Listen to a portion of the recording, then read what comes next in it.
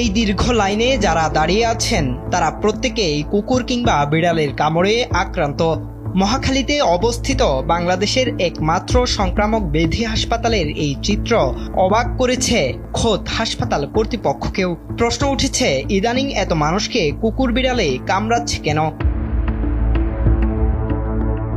উত্তর খুঁজতে গিয়ে বেরিয়ে এসেছে আতঙ্কজনক খবর। দেখা গেছে পথ কুকুর নয়, বেশিরভাগ রোগী আক্রমণের শিকার হয়েছেন তার পোষা কুকুর কিংবা বিড়ালের কাছ থেকে। যে কুকুরটি পরিবারের সদস্য হয়ে উঠেছে, হঠাৎই বদলে যাচ্ছে তার আচরণ, কামড় দিয়ে বসছে মালিকের গায়ে। আমি একটা বিড়াল পালতাম, তো ওকে আমি হসপিটাল নিয়ে যাচ্ছিলাম, ও অসুস্থ ছিল, দ্যাটস ওয়াই একটু কামড় লেগে গেছে।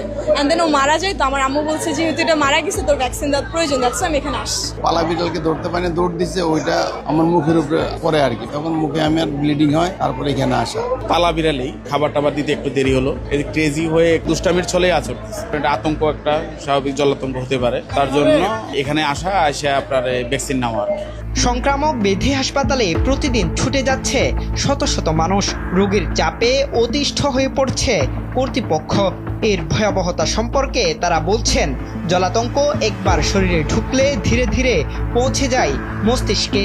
শুরুতে সাধারণ মনে হলেও শেষ পরিণতি ভয়াবহ।